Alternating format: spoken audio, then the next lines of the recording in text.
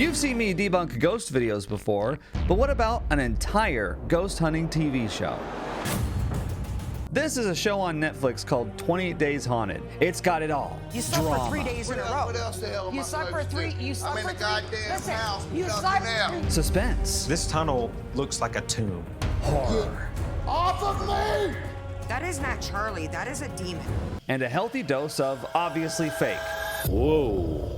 Holy shit, that's like a copper pentagram there. So if you like roasting this stuff as much as I do, you're in for a treat with this one.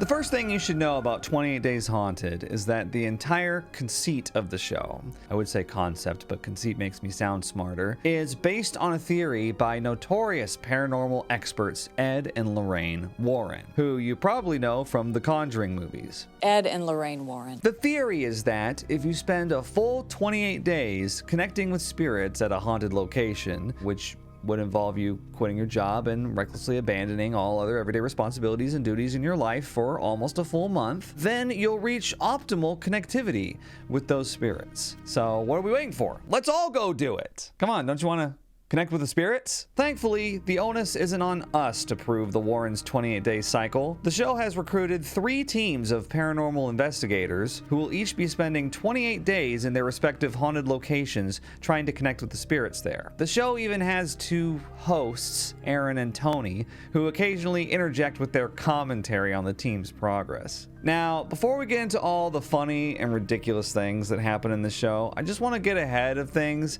and state my skepticism for this claim that the teams actually spend 28 days straight in these locations, because I don't think that they do. I'll try to point it out as it happens throughout the video, but there's several times where the show will just ignore one of the teams for as many as 5 days at a time. Not to mention you got this corny setup over here with the 2 hosts who act like they're watching the events unfold live over the course of 28 days, but obviously they're not. This is really going to ramp up.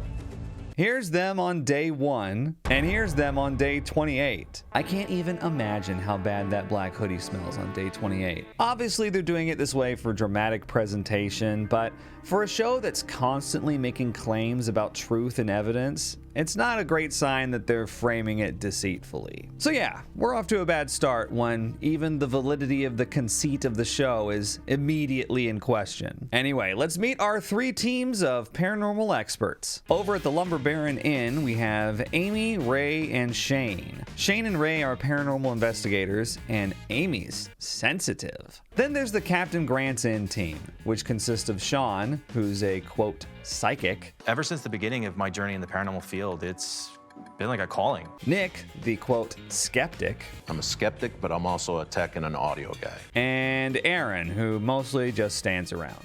Me? Just hanging around. The Captain Grant's Inn team is probably my least favorite because out of all the teams, they have the highest concentration of obviously fake paranormal activity. And the psychic, Sean, is just really annoying. There's definitely spirits that are dying for help here. Boo! And that brings us to my favorite team, Jeremy and Brandy. By night, I am a demonologist. I am a 5th generation psychic medium. They're in charge of connecting with the spirits at a store called Madison Dry Goods. And in contrast to the other teams, this one has only 2 people, and they're both extremely entertaining. Oh my God, you've got to be kidding me. Holy shit. Are you shitting me right now?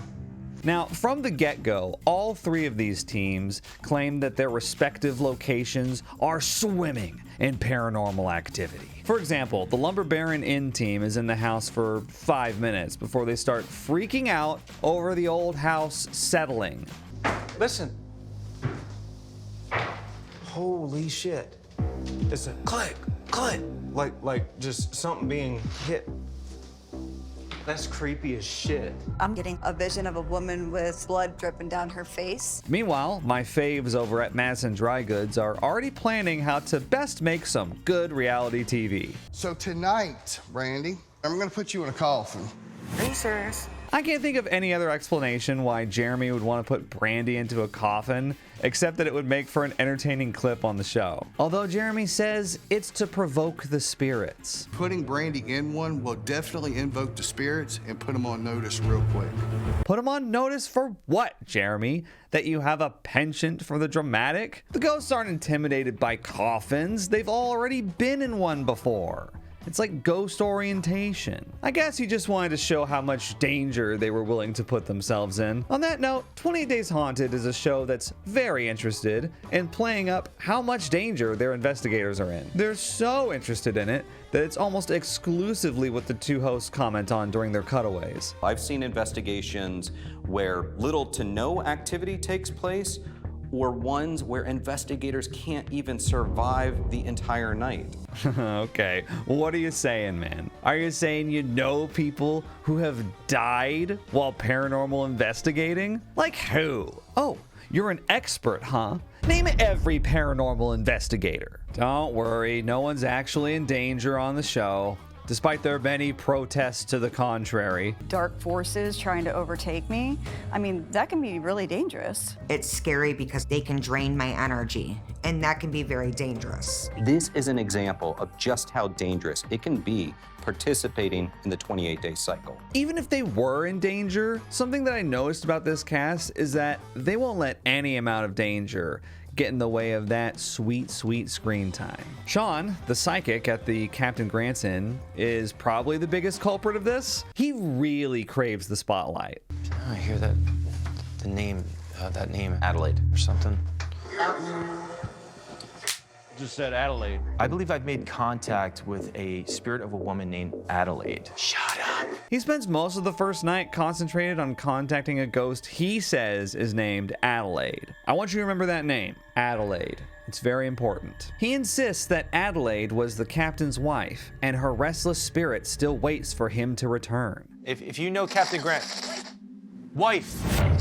It just said wife. Sean has a dream where Adelaide points out the window. So then the team goes the direction she pointed and finds a graveyard that they totally didn't know would be there beforehand. I think Adelaide is trying to show us where she is buried. You're about to see an example of what I meant earlier by this is the team with the highest concentration of obviously fake stuff. Like, offensively obvious. All right, here we go. Our heroes find Adelaide's gravestone in the graveyard. Now, I don't know what they were thinking here, but they give us a really clear shot of the gravestone multiple times. And it clearly says her name was Mercy. It says, in memory of Mercy, wife of Captain William Grant. But they just don't mention it at all, and they keep calling her Adelaide. I do believe that there's a dark force here at hand and is trapping Adelaide and other spirits here. If it's a production mistake, it's a really lazy one. I'm torn between the idea that this continuity error, if you will, came from sloppy production and the idea that maybe it was just Sean bulldozing everyone else. Like, I don't care what the gravestone says, okay? She said in my dream that her name was Adelaide, so her name is Adelaide.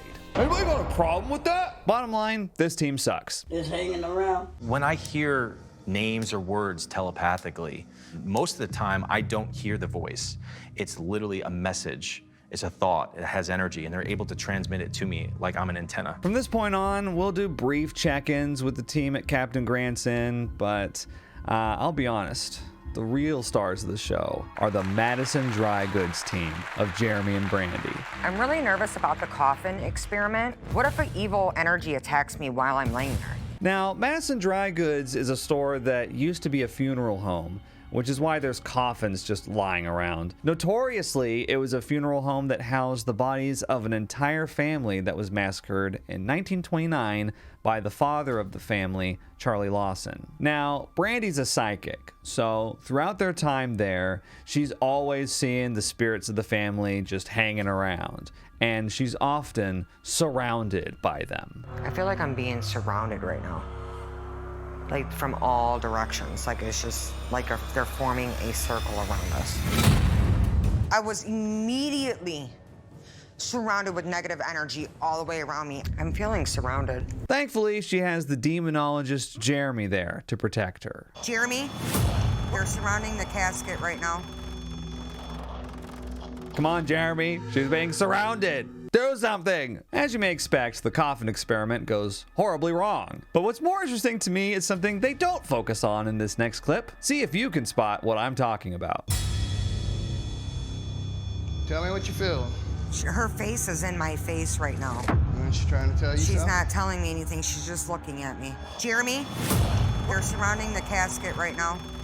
Did you see it? What's with this teleporting cross in the background? First it's there, then it's in one corner, then it's in the next, then it's not there anymore, then it's there again. Now, this could just be sloppy production again, and they just edited things out of sync, but the cynical side of me wonders if there wasn't a producer on the scene like, hey, why don't we put a crossover here in the shot? That could be pretty cool. Okay, actually, I kind of like the crossover on this corner, so it's more in the center of the shot. So we'll just put it over here. We'll fix this in post. Also, this is the way the first episode ends. Something just touched the top of my head, Jeremy.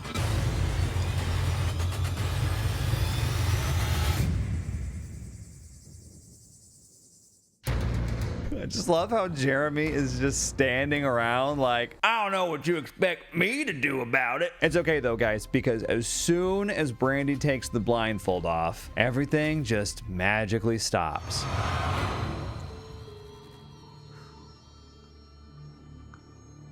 Bravo, guys, bravo. The dynamic between Brandy and Jeremy is really interesting to me. I noticed that in these early episodes, Brandy takes center stage on almost everything they do, and you can tell Jeremy starts to get a little annoyed with it. Hey.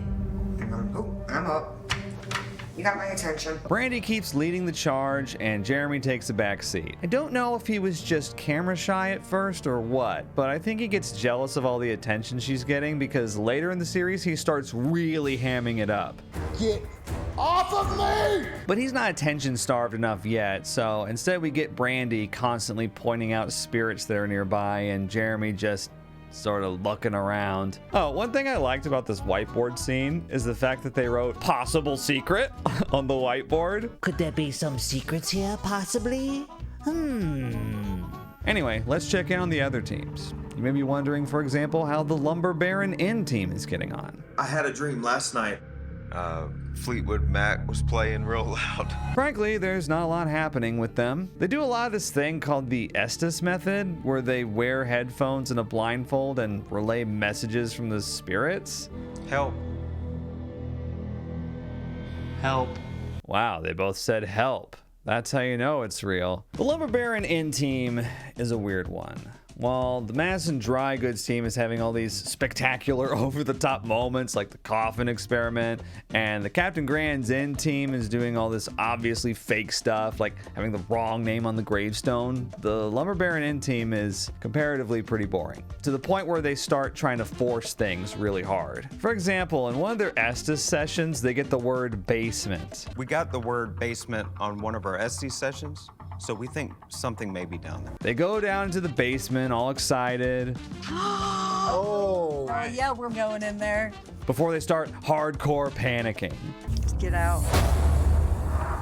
Amy, let's get out of here now. We gotta go. What happened? There was a loud ass clanging right there. Let's get out of here. All right. What happened to all the excitement from earlier? Yeah, we're going in there. Apparently, a few decades ago, there was a double homicide in the Lumber Baron Inn. What they don't know is that in October of 1970, two women, 18-year-old Marianne Weaver and 17-year-old Carolee Noche, were found slain in their apartment in what is now the Valentine Suite.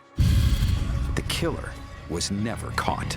In contrast to the other two teams who are dealing with things from the past that no living person is really concerned with, the Lumber Baron Inn team is dealing with a comparatively recent tragedy, and by the end of their story arc, I felt kind of gross about the whole thing, but more on that later. The Lumber Baron Inn team decides to investigate the third floor of the inn for the first time, even though it's night 5. Why did they wait so long? Anyway, while they're up there, the spirits decide to open up all the cabinets for no reason, except I guess to freak them out. Look at the cabinets! Oh my God. Now, hilariously, the two co-hosts who are pretending to watch this live decide to double down on the illusion. We know for a fact that these were not open. And they even play back the cabinets opening while the investigators weren't in the room. I want to get rollback on this. highly unusual. Come on. They've got a camera automatically rolling, pointing straight at the cabinets. Well, isn't that convenient? This is the only time they do this, by the way. For every other instance of paranormal activity that supposedly happens in the show, they never go, let's get rollback on this. It's just for this special little sequence. As for the footage of the cabinets opening, all I'll say is that, again, it's a very convenient angle where almost all the cabinets are behind the bar where you can't see if they got some poor PAs down there crawling around opening them up. But whether or not it's real, their reactions are really over the top, and this is exactly what I meant when I said they kind of start forcing things. Oh, man, I don't feel too good right now. The hosts in particular are inexplicably really freaked out by the case of the mysterious opening cabinets. These guys got to be careful. I'm actually worried about these guys. Worried about what? The gentlemanly ghosts politely opening doors for them? I guess chivalry really is dead. Back at Madison Dry Goods, Brandy's having another crisis while communicating with the spirits. Something's over here telling me to get out, but it's not human form. Look at Jeremy snap to attention when he hears not human form. A demon? For the demonologist? That was jacked up. That was some serious shit. This is the last time I come up here. We're 3 episodes in now, and Brandy's stealing the show. And Jeremy knows it. So he decides to do what he does best, which is to just yell at the ghosts. Spirit of our God, Father, Son, and Holy Spirit, most holy Trinity, descend upon me. Please purify me, mold me, fill me with yourself. But Brandy's not going to let him have the spotlight for long. I vanish from me in this place all curses, hexes. But don't worry. Jeremy's hero arc is coming soon. Now, remember at the beginning of the video when I said that there's a few points where they just skip forward a lot in the timeline and hope you don't notice? Well, at the start of episode 3, we lose an entire week of this alleged 28-day experiment, and there's almost no footage of it. Episode 3 starts with Brandy and Jeremy on night 7. Then only a few minutes later, they skip to night 10. And then all of a sudden, it's day 13. We haven't heard Sean talk about Adelaide in almost 10 days by the time we check back in with Captain Grant's team. And we end up waiting all that time for some more obviously fake shenanigans from Sean. Sean-anigans, if you will. Something wrote on my mirror, dude. Wrote in your mirror? Yeah. I'm looking at it trying to decipher them. Like, it says "see you" backwards. Sean says that after a shower, a ghost wrote "see you" on the mirror. Who is writing on my mirrors? This is a really weird sequence on the show. It seems like they only included it so that they could buff up the character of Nick, the so-called skeptic. Yeah, there's a CU in his mirror, but it looks like a finger. I really don't think it was anything paranormal that wrote CU in the mirror. I really think it was just Sean. Later, Sean asked the spirits who wrote "CU" on his mirror, and they supposedly say that it was him. Sounds like the spirits are saying Sean wrote CU on his mirror. Who is writing this on the mirror? The psychic. I mean, come on. It's just weird. It kind of stinks to me of something that production thought would be a funny little bit, but it didn't really land. And speaking of bits that didn't land, there also is this weird part where Aaron speaks up for the first time after they hear a few thumps on the wall in Sean's room.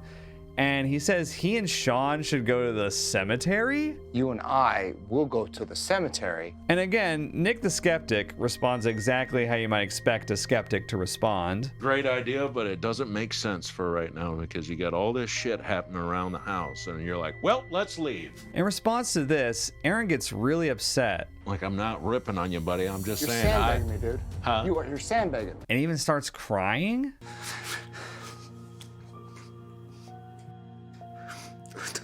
It's weird. On one hand, I'm like, this reeks of a production-driven bit of drama, right? But having seen the whole series, this is pretty much the last time that Aaron does anything besides just hanging around. Makes me wonder if Aaron is a legit paranormal investigator and he eventually broke down and just refused to participate any further in all the stuff that was clearly being faked. Otherwise, I'm not sure what he's doing here. Back at the Lumber Baron Inn, paranormal investigator Ray is feeling similar things towards Amy the Sensitive. I'm not sure why she's here. I'm having a hard time figuring out what value she brings to our group. Which is kind of a funny thing for Ray to say, because he doesn't contribute much either, besides arguing. We're gonna keep doing the same shit every night? Ray and Shane think that Amy should mirror scry, which she doesn't want to do. And you're all caught up in the fascinating proceedings over there. The hosts have, of course, the most dramatic take possible on all the team infighting. The spirit energy in this house is really, really starting to mess with these guys. Dude, you supposedly stuck these guys in these haunted houses for 2 straight weeks with nothing to do but talk with each other and with ghosts. Is it any wonder that they got a little snippy with each other? But hey, I get it. It's a TV show. It's entertainment, so they exaggerate. I just wish it wasn't presented like it's a documentary. It gets so old after a while. Back with our favorites at Madison Dry Goods, Jeremy's starting to hit a breaking point with Brandy constantly upstaging him. When you do the power of prayer, it gets stronger. And then it comes after me even more. It's not using you. It's not coming to you. It's coming to me. When you speak that, I don't feel right.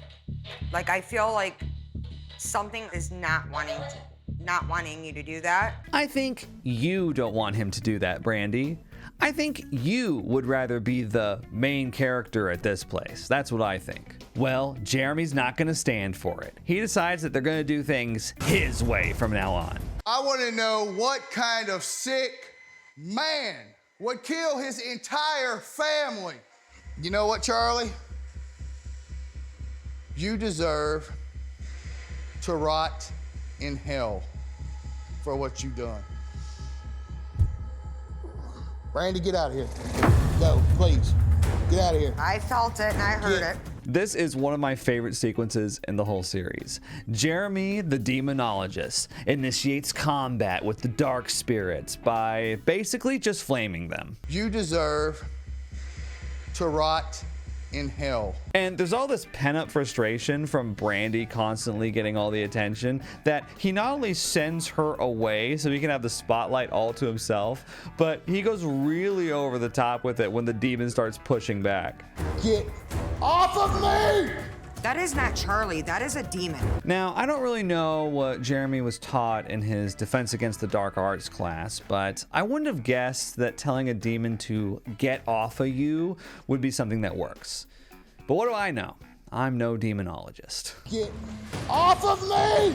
Apparently, just yelling "get back" at them works too. Get back! Get back! I don't know, you just think there would be more to being a demonologist than yelling at the demon. But maybe there is more to it, because it seems like all the yelling may not have worked after all. As the hosts warn us, During this phase of the cycle, the investigators are at the greatest risk for possession. You heard right. Demonic possession. And yes, it will be happening shortly to poor Jeremy the demonologist. Trust me, I can't wait to share that whole sequence with you, but first we have to touch on the most blatantly fake part of this whole show. It's night 16 at Captain Grant's Inn, and the 3 guys go out to the cemetery with a thermal imaging camera. While they're searching the cemetery with it, Nick the skeptic finds a hot spot on the ground. The hell's this? Why is the ground hot right here? So I'm gonna come back and see what's creating this hot spot. Could be an underground well, could be an underground power box. I wish Nick kept listing things it could be. Could be a hot spring, could be a buried heating pad, could be a chili pepper, could be some Nashville hot chicken. Now, for some reason, Nick waits until 3 days later on night 19 to come back and check the hot spot again. And the fact that he waited 3 nights immediately set off a million red flags for production interference, but wait till you see what happens. So Nick digs up the hot spot where there just so happens to be no grass growing, and he pulls out a metal pentagram. Sean's gonna freak out when he sees this. I'm gonna say it again. He comes back 3 nights later to dig up a hot spot with fresh dirt all around it, the only spot in the area with no grass growing over it, and he finds a metal pentagram. And it definitely wasn't buried there by production, okay?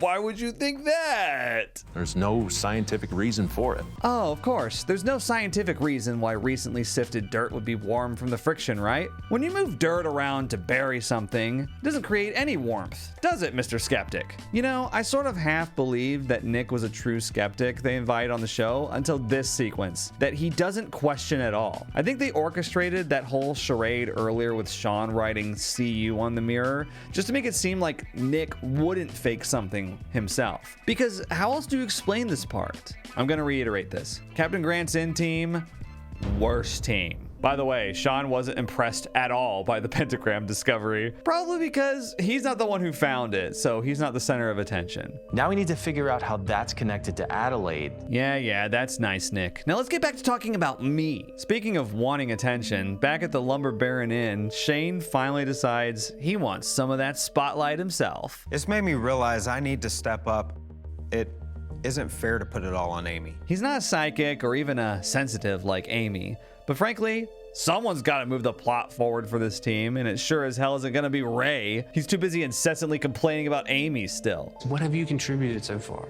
What are you bringing to the table? At first, I got a little excited about this part because Shane says he wants to use a sensory deprivation tank. We have a sensory deprivation tank? Whoa. Now, if you haven't seen a sensory deprivation tank, they look pretty futuristic. They're usually like these white, pill-shaped tanks filled with water where you just float there with eerie fluorescent lighting, right? And the idea is that it blocks out all light and sound so you can have a meditative experience of some kind. And I was frankly impressed that they were going to have remote access to one of these things. It's about time this Netflix show had something resembling a budget. But much to my disappointment, but not to my surprise, the sensory deprivation tank Shane uses is a kiddie pool with a tent over it. Also, you gotta hear how Shane describes the quote tank. A sensory deprivation tank is a tank that is filled up with about 10 inches of water, 800 pounds of salt to allow you to float. 10 inches of water and 800 pounds of salt? Well, you're not so much going to be floating on top of the water as you will just be lying on top of a giant mound of underwater salt. Am I wrong? That seems like a made-up ratio. What? You never built a sensory deprivation tank in your backyard before? That's not how you do it. Anyway, Shane supposedly has a vision in the tank of the two girls being murdered. And he even goes so far as to say his vision in the tank indicates that the two murders weren't the only ones. I think it's multiple people since and before. There's no doubt about it. Kara and Marianne were not the only victims, not by a long shot. This is what I was talking about earlier when I was saying this team ends up feeling kind of gross, because now not only are they faking paranormal activity for entertainment, which is mostly harmless by itself, but now they're making bad faith claims about cold cases related to these murdered girls who still have friends and family members around. Stinky behavior. Let's check back in with my favorite team at Madison Dry Goods, where Jeremy reprimanding the demon was not without consequence. He's in the oppression state to me, which could lead definitely to demonic possession. He's in the midst of the fight, in other words. True demonic possession takes control of the mind or soul. It breaks down the body, producing physical illness and sometimes even criminal behavior. Jeremy may be in the beginning stages of a demonic possession. Yeah, that's right. The demon of Madison Dry Goods has its grip on Jeremy. Ever since Jeremy provoked Charlie the other night, Jeremy has not been the same. Would you like to know what the signs of possession are in Jeremy? Are you sitting down? It's pretty intense stuff. Okay, here goes. Well, the demon possessing Jeremy is really lazy. Here he is, lying around in bed instead of working.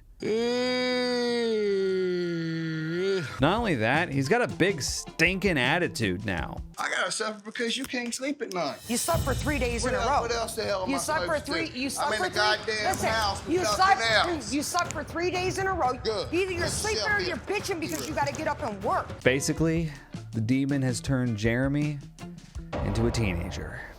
Jeremy, Yeah. can you come up here for a minute? As funny as the quote symptoms are, what's even funnier is that Jeremy the demonologist doesn't even consider the fact that he could be possessed, even when a voice in his head tells him to write down cryptic phrases. I seen in my book that you wrote troubles can cause. Like, what is this? Where is this coming from? Voice in my head. Oh yeah, I've been hearing it now for probably well over a week and probably a week and a half or so. I don't know. It's probably nothing. It's probably nothing. On one hand, you're right, Jeremy. It is nothing. It's quite literally nothing. But on the other hand, where did you get your demonologist degree, bro? I mean, if there's a voice in your head telling you to do things that you just noticed in the past week and a half, and during the time that you've been staying in a haunted house, wouldn't that be a red flag? I don't know. It's probably nothing. Brandy ends up Skyping with some expert, and she drops a bombshell about Jeremy's phrase, troubles can cause. Well, actually, Charlie, when his body was brought back, they found 2 notes on him, and one of the notes said, troubles will cause. Oh my God. Jeremy's response when confronted with this information is about what you'd expect. So what are you saying, Brandy? You're saying that Charlie's affecting me? So he has a little cry before deciding to take action. Introducing the God Helmet. So I want to use the God Helmet. The magnets will allow you to open up that part of your brain that psychic mediums use. And what follows is one of the most ridiculous scenes I've ever witnessed in one of these shows. Back. You better stay back. What did you do? Oh my God. Oh my God. Take this off. He has this thing on for like a minute and a half. The effects are apparently immediate. Oh, I love the God Helmet. What a fantastic name, too. But that's not where the God Helmet sequence ends. Feel my freaking heart. You're ice cold. You need to go to the hospital. Jeremy is reeling from the paranormal attack so hard that they actually send him to the hospital. You okay? Something's wrong. Somebody get me to the hospital.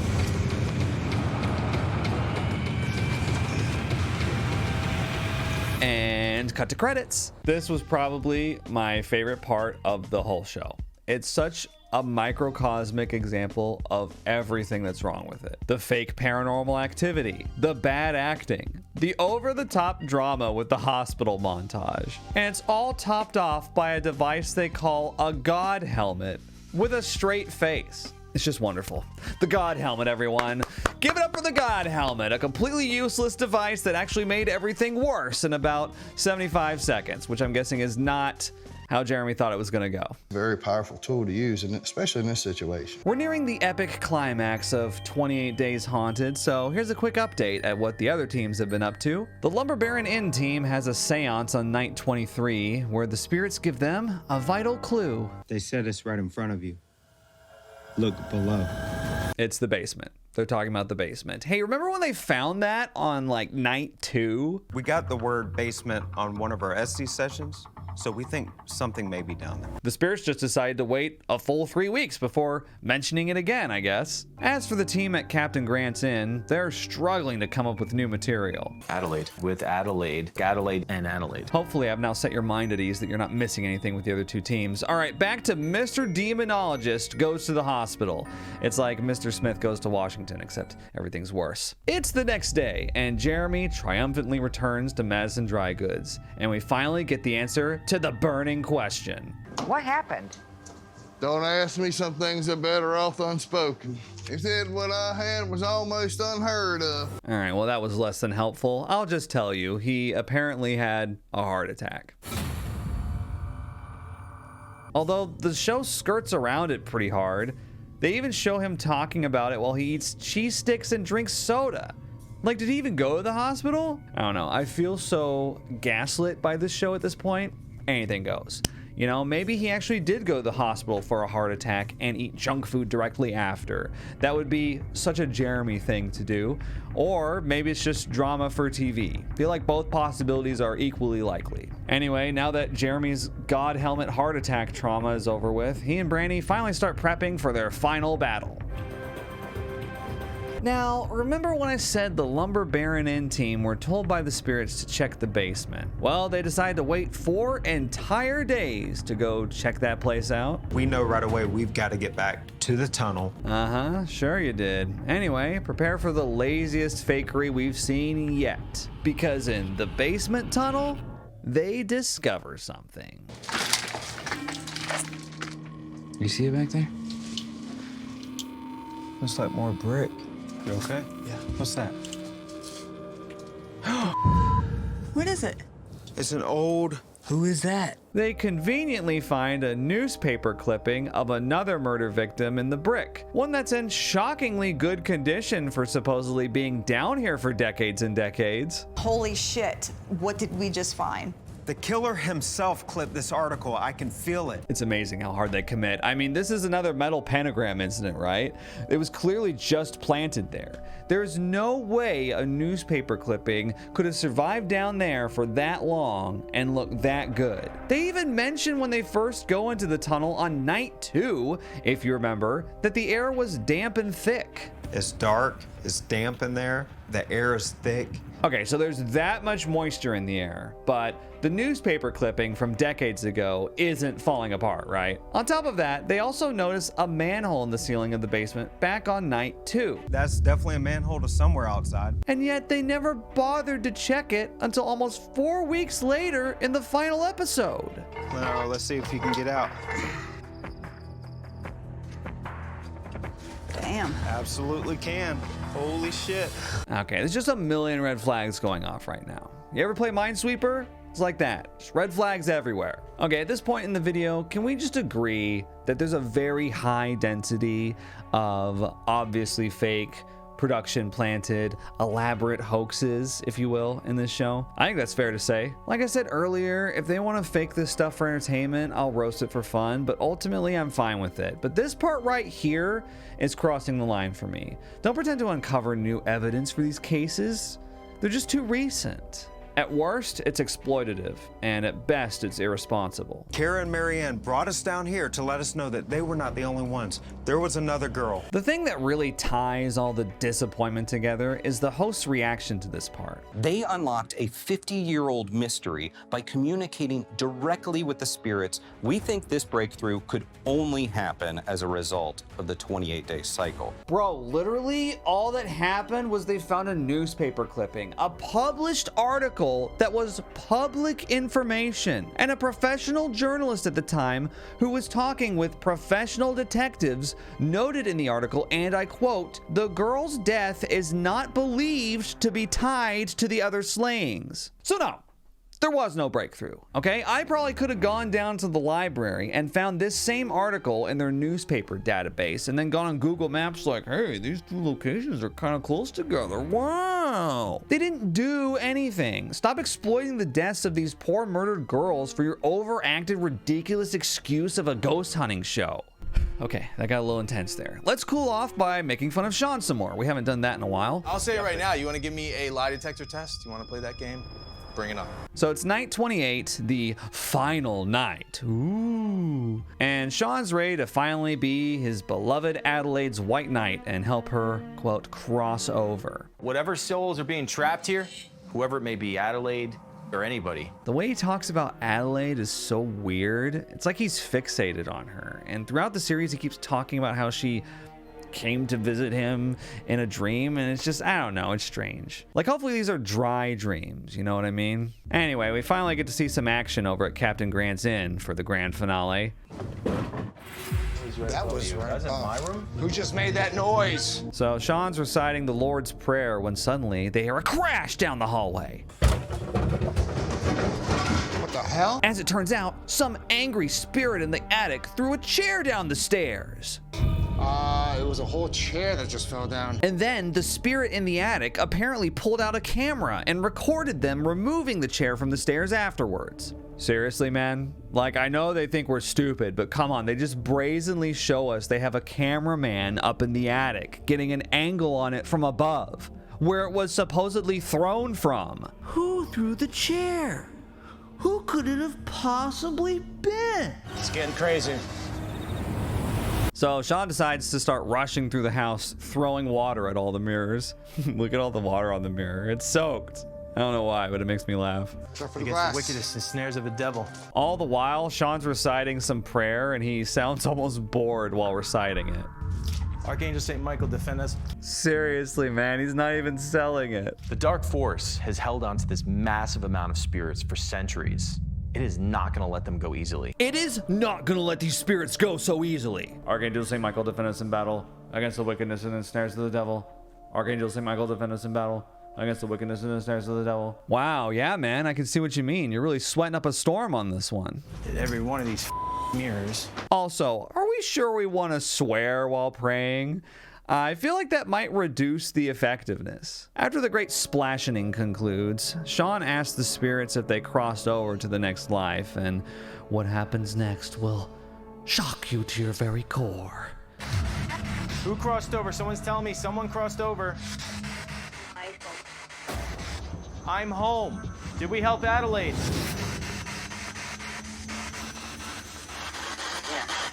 Yeah. Just one problem, Sean.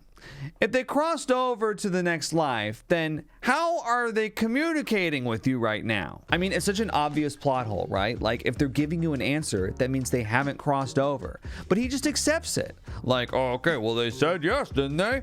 But throughout the entire series, Sean's been warning us about how the spirits are trying to trick them. This is what the spirits do. They play games on a psychological level. Little by little, they plant seeds in your head and they want you to think that they are your thoughts. What games are you trying to play? But now, all the skepticism is gone. Right.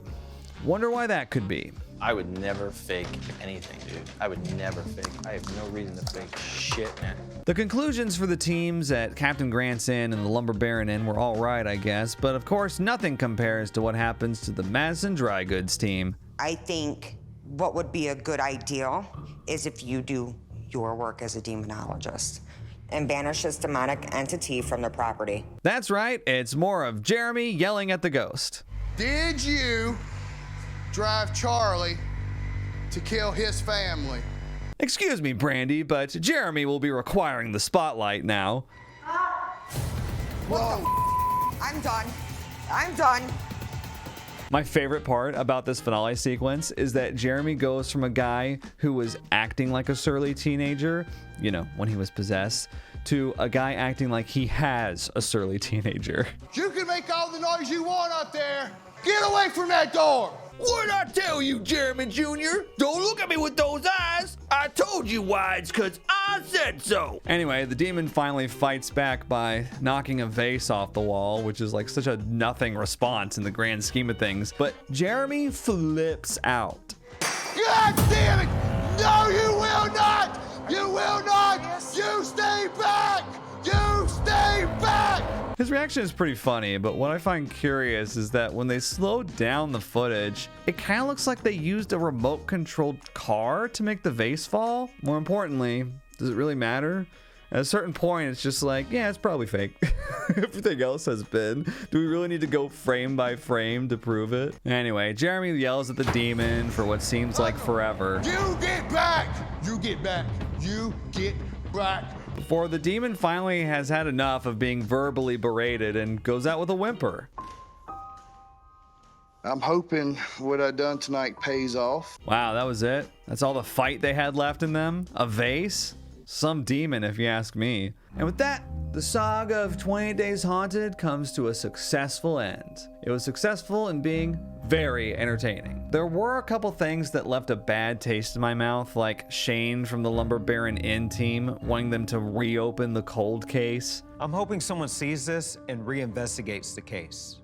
There are families that may not know what happened to their loved ones, and they need closure. No, Shane. The families should be left alone. There's also one last shot of Sean by the gravestone that clearly says mercy on it, and since he's such a ham, he even pretends to wipe away a tear by it. But too bad, Sean. It's your worst fear. We're done talking about you now. The hosts also spend a lot of time at the end detailing how successful the, quote, experiment was. We believe the theory of the 28-day cycle was proven in different ways at at each location. They make sure we understand that this show was definitely unscripted. Things we didn't anticipate. The show's not fake, guys, seriously, okay? What, you think it's fake? But I just said there were things we couldn't anticipate. So if it was fake, then we definitely would have anticipated them. They even pretend to shut down their little Five Nights at Freddy's surveillance room at the end, oh my god, before baiting us with a 28 Days sequel. We need to do this again. I can't wait to see what happens on the next 28 days. Oh, you'd like that, wouldn't you?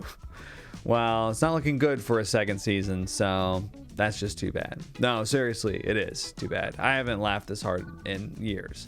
This was better than most comedies. Now, for some reason you still think there's any chance at all that this show was legit, I present to you the ending. At least we know the demon has been banished.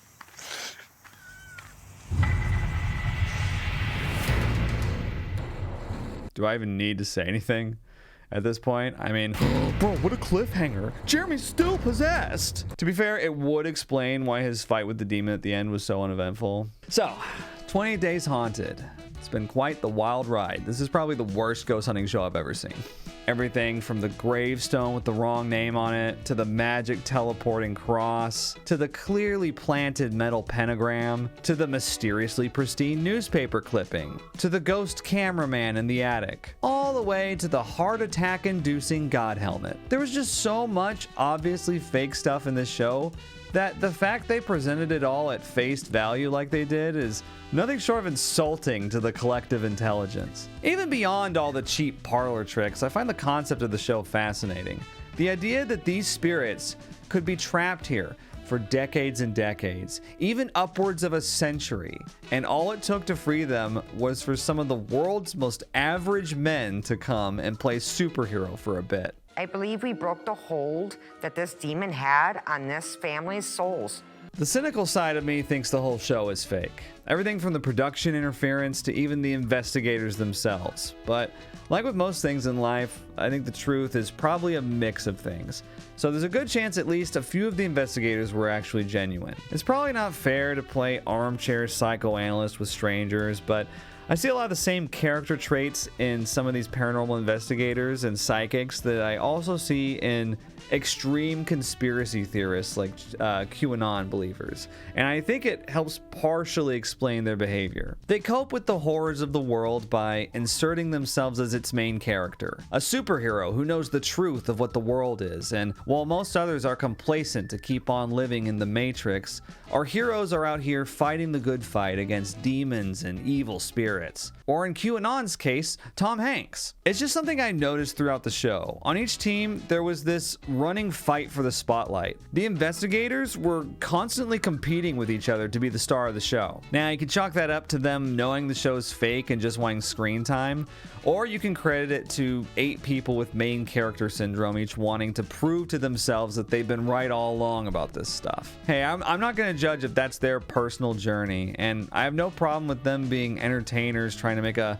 fun paranormal show. But I do think there's some real damage that can be caused here by presenting everything on the show as unquestionably real, especially when it comes to the fairly recently deceased, like with the Lumber Baron Inn team. By the way, you can book a stay at both the Lumber Baron Inn and Captain Grant's Inn anytime you want. They're not abandoned locations at all. And Madison Dry Goods is also open to the public. Curious for locations that were supposedly so haunted the investigators were freaking out within a few minutes of setting foot there. In conclusion, 20 Days Haunted is the worst ghost hunting show I've ever seen. But admittedly, I haven't seen very many, and I'd be lying if I said I didn't have fun. Can any of you recommend other ghost hunting shows like this? The worse they are, the better. Seriously. Actually, maybe I can just check out some of the other shows on the cast's IMDb pages. Ghosts of Morgan City, anyone? To close out the video, I leave you with this bonus nugget of information. Jeremy is apparently not a full-time demonologist, he's actually a firefighter, which I found surprising. I can't help but wonder if he fights fire the same way he fights demons. You stay back!